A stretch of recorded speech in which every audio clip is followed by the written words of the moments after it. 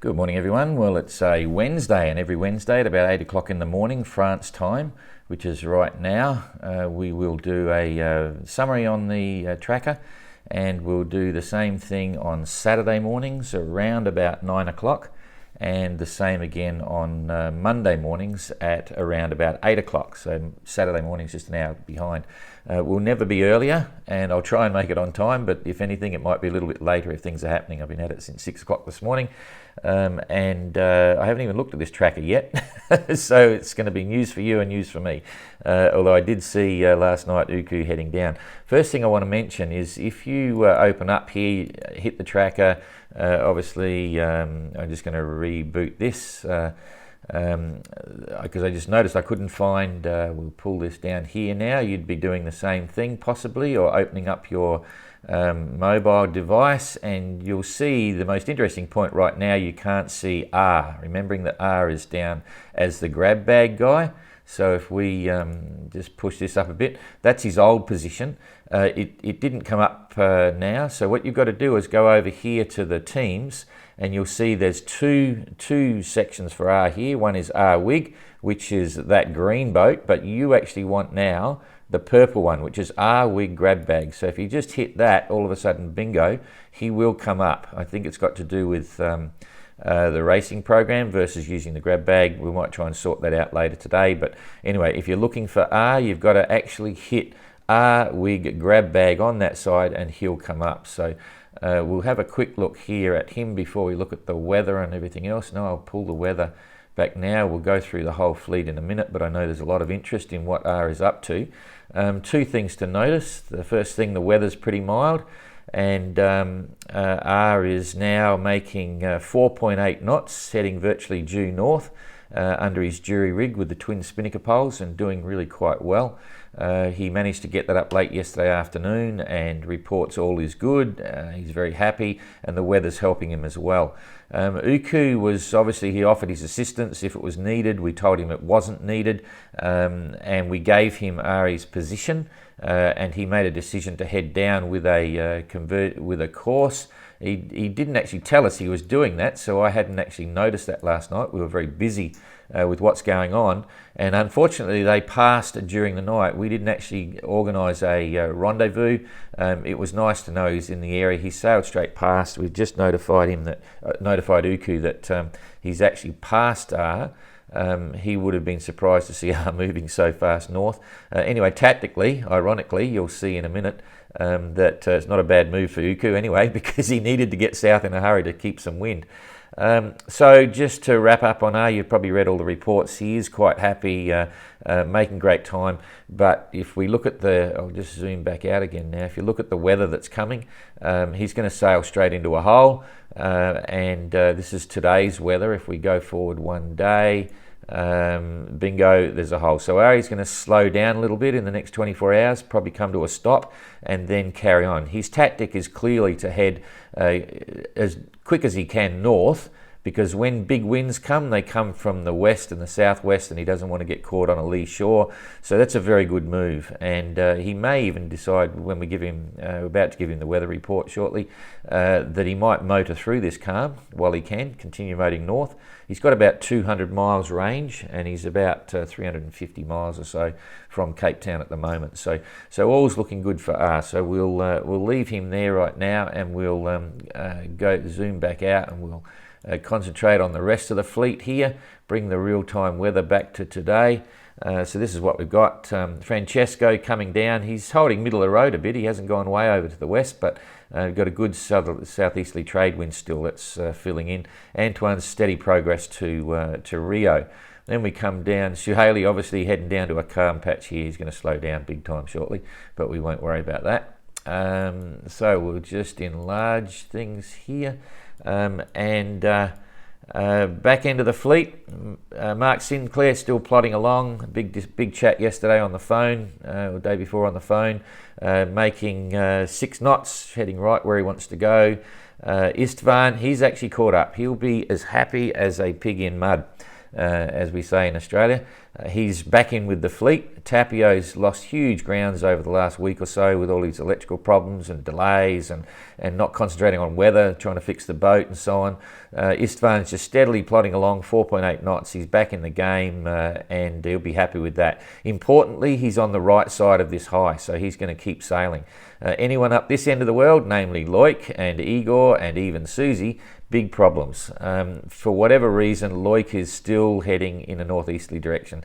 The game plan here, if you ever want to know, if you're ever out sailing here in the Golden Globe, the favoured tack is south. So even if you're tacking through 180, you're better off going southwest than northeast because you're going up into the wrong side of the high. So Igor's finally woken up. He's now heading down south. Doesn't matter. And as I said, even if you could sail southwest, you're better off getting down this way to get into the favourable airflow in the bottom of the high. So Loic's on what we call a bit of a blinder right now.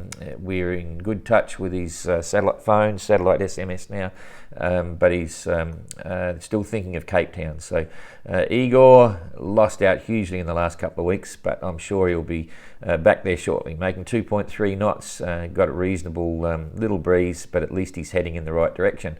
Poor old Susie over here, completely off her trot. She'll be so frustrated. And the bad news is this is going to carry on for a couple of days for her because she's just simply too far north. Doing 0.8 of a knot, so basically going nowhere. Don't worry about her course. She's literally just drifting around here, and she knows she's got to get south, but she basically can't at the moment. Tommy, been consistent, right side of the high, moving okay, making 6.5 knots. Still knows he's got to get south, so he's heading southeasterly direction and going from there. So we've already spoken about Uku and Ari coming up here, so they just missed each other last night. And Gregor going great guns, solid as a rock, 7 knots on course. And good consistent breezes, and you come across here, Mark, 4.6 knots, and I think you're going to see, as I've said for some time, if all goes well with these guys, you're going to see Gregor slowly gain on Mark all the way to Australia, and he will definitely, in my opinion, be well ahead of Mark by the time he gets to Cape Town. It'll all come down to his furling gear versus no furling gear. But let's wait and see. You never know. There's a long road to the finish, so there's more to it than just what we see here and now. And we tend to forget about the old fella up the front. There he is, John Luke, making good speed, 6 knots. No pressure for him now. He knows the others are quite a way behind, so he's not in flat-out race mode. He will be in not plodding either. He'll be performing well, but he's got no real pressure from other entrants in a racing sense. He knows what's required to get to Hobart, and he'll be concentrating on keeping the boat in good condition and keeping him there as well. So doing extremely well. I'll just knock this back 1 notch so we can see an overview of what's going to happen with the weather, because there's a few little changes. Some of it's not so good, but in terms of lack of wind. So if we go through to tomorrow, you're going to see that hole that was up here turns into a big sort of open ridge of no wind, and it sticks with Loic. You've still got technically the northern side of this high pressure system with the contrary winds. You don't want those. That's where Loic's headed. Susie's just going to sit in this hole. She's going to be going nuts. Anyway, and Uku Igor rather, should be able to hold this flow. He'll hold his bit of wind. I think both these guys, Tapio and Istvan, they may not be lucky. It's a very fine ridge there. They could keep sailing, so that'll be the luck of the draw. Mark Sinclair down the back here, he'll be okay. He'll have a breeze tomorrow. Tommy's looking good. He's in this ridge. Uku's going to stop. If not Uku, Ari is going to stop. He may motor. Uku, he needs to get down. He's headed down because you can see this hole here. And Gregor's going to slow up as well. Mark, same thing again. He's stuck in a hole. I think Gregor will be sailing a little bit better, so the weather will help him catch up to Mark a little bit as well. So we go through again another day. Bearing in mind all the entrants have gone forward a bit. Now it's Gregor's turn. He's going to sit in a hole, but at least he's not going backwards because Mark and Jean-Luc are coming into these headwinds that we've been watching for some time. Good news is they seem to be moderating a bit. It's not looking as intense as it was. That's 15 to 20 maybe in amongst here, a bit more for Jean-Luc. he'll probably, I'm not sure where he'll go. He'll get a forecast and he'll make a decision. He's going to go one way or the other. He's going to go out to the northeast or down south. So bearing in mind that when he gets to 40, which is this one here, the lower limit becomes 42 at the moment. Over here in this area from there across here, the lower limit is 44 south. Once you get to 40 east, it becomes 42 south, and John Luke's already said he's going to target around about 40 degrees south for his passage over to Hobart. So back here, again, very little wind for all of them. Susie's still going to be sitting there. Now, this is on the 31st, and it's currently the 29th. So for 2 days, she's going to be sitting in this hole going nuts. I feel really sorry for her because she knows what that means. Look at this. Tommy may be lucky. He may just still hook onto this little wind patch here and just keep sailing, okay? Ari is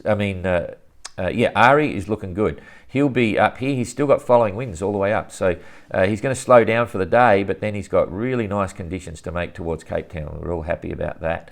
Uku's going to fall into this hole with the rest of them. So pulling forward a little bit more. Oh, going back here to Loic, you're going to see Loic's up here. I'm not sure what he's going to do then, but he needs to get south. Even if he's going to Cape Town, he needs to get south.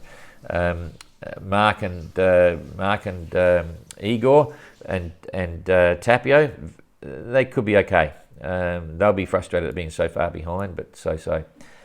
One quick look coming forward another day, and Jean-Luc's still going to get his solid northerlies. Now, because of this, he knows this is coming. He may tend to tack the days before up into to get northing. He may tack in these headwinds and go on starboard tack, head up to the northeast, knowing full well he's got these strong northerlies coming, and that'll let him bear away a bit. So that's what you might see him do.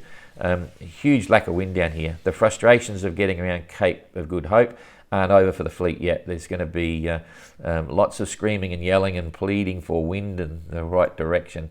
Keep going forward a bit, another day. It comes back because you've got this. There's obviously a low pressure down here, and it's going to bring favourable northwesterlies and westerlies and so on. So the fleet will get moving, but it's going to be slow progress. The frustrating thing for us is that we think Jean-Luc may arrive in Hobart on around October the 3rd, so we've got to make plans now to set up office over there and get moving. But boy, it's hard to predict what's going to happen with the fleet here. It's going to be quite a delay. I think Jean-Luc might get a big jump on everyone here. So that's about it. Quick look at the currents before we sign off. Here's the currents here. We'll go back to real time. It doesn't mean much, but you can see that there's still lots going on here with the guys trying to get under the bottom. Ari got a big kick with this current going north as previously, and Uku's now stuck in the current. He's going, you can see that there. I'll just pick it up again. Uku, poor guy, he's come down to meet up with Ari. I'll get south, and he's right in the middle of, this will be 3 knots or more head current, and Ari picked up that current. He's going to be spat out. That's part of the reason he's gone so well going north. So that's looking pretty good. Gregor down here. Let's go. He's out of the main one, but he's got to cross over this one here. Here's Mark Slats. He's got a side current that'll be lifting him north. Gregor will come through. When he picks up with this, he's going to get a bit of a kick, so he's looking okay. So that's really about it. We'll sign off there with all these lovely colours and frustrations of entrance back here with no wind, and I'll see you again on Saturday morning. Christophe was doing questions this afternoon, but he forgot to put the post up to get the questions, so we'll see what happens there later on. Plenty happening. Thanks a lot. See you later.